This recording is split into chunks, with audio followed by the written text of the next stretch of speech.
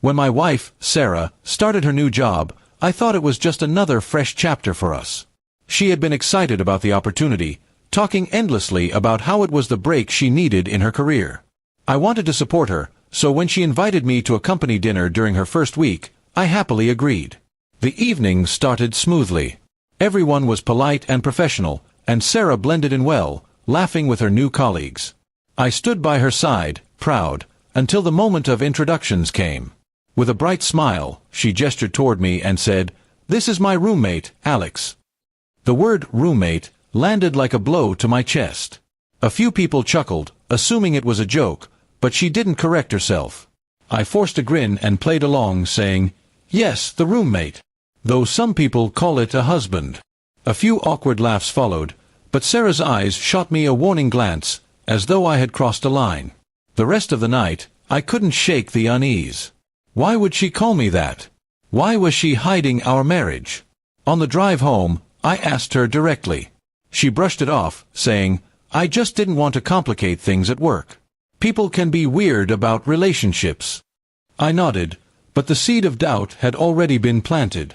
Days passed, and I started noticing things I hadn't before. She stopped wearing her wedding ring to work. Her phone was always face down on the counter, and she was suddenly too tired to talk in the evenings. When I asked about her colleagues, she gave vague answers and quickly changed the subject. The roommate comment replayed in my mind again and again. It wasn't just an innocent slip, it was intentional. She wanted her coworkers to think she was single. And I began to wonder why.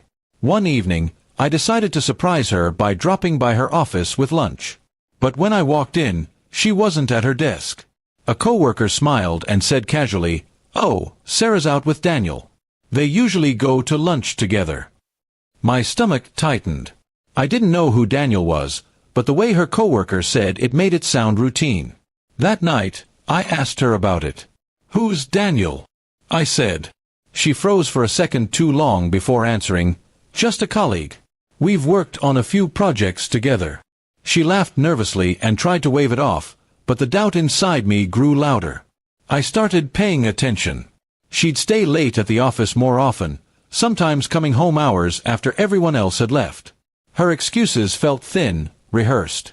My wife, who once used to call me every chance she got, now barely looked at me when she was home. The breaking point came when I checked her laundry basket one weekend.